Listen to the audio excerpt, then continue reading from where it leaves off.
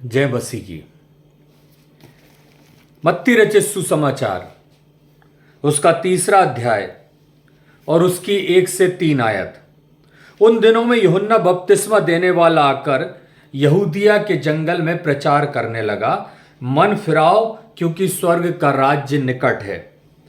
वह यह भी जिसकी चर्चा यशायाह भविष्यवक्ता के द्वारा की गई थी कि जंगल में एक पुकारने वाले का शब्द हो रहा है कि प्रभु का मार्ग तैयार करो, उसकी सड़कें सीधी करो।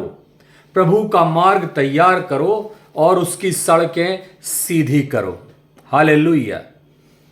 मैं एक कहानी पढ़ रहा था, एक जंगल में एक सांप की कहानी।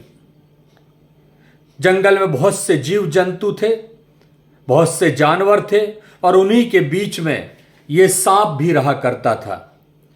जानवरों ने कहा, बंदरों ने कहा कि भाई सांप तू अपनी चाल को सीधी कर ले, यूं टेढ़ा टेढ़ा होकर चलता है, अच्छा नहीं है। सीधा चलेगा तो मंजिल को जल्दी तय कर लेगा, टेढ़ा चलने के कारण तू मंजिल पर देर से पहुंचेगा। सांप को यह बात समझ में नहीं आई। सांप अपनी अकड़ में था। उसने कहा, नहीं, मैं तो ऐसे ही चलूंगा, मैं तो टेढ़ा ही चलूंगा, मैं जैसा हूं, मैं अपना रंग रूप स्वभाव नहीं बदलूंगा। और उसने नहीं बदला। एक दिन जंगल में आग लग गई। आग क्या लगी, सारे जीव जंतु जानवर पशु पक्षी सब भागने लगे और वहीं पर सांप भी भाग रहा और सांप यूं यूं करके भागता जा रहा। आग लग चुकी थी। कुछ देर बाद आग शांत हुई। वापस जानवर अपनी जगह पर लौटे तो उन्होंने सब कुछ जला हुआ देखा, तबाह पाया। और उसी बीच में उन्हें वो सांप भी दिखाई दिया, उसका कंकाल दिखाई दिया जो सांप जल चुका था। जले में भी वो यूं टेढ़ा ही पड़ा रहा।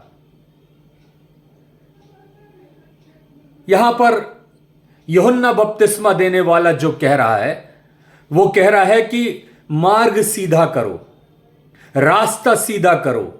यूं जो टेढ़े मेढ़े मार्ग से तुम होकर चल रहे हो ना, इस मार्ग को तुम सीधा कर लो, क्योंकि यह टेढ़ा मेढ़ा मार्ग तुमको परमेश्वर के राज्य तक नहीं पहुंचा पाएगा, तुम्हें स्वर्गीय राज्य नहीं दिला पाएगा।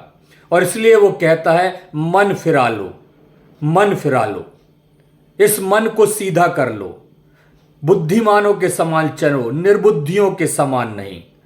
परमेश्वर इस मनन के द्वारा हमें आशीष दे। जय मसीह की।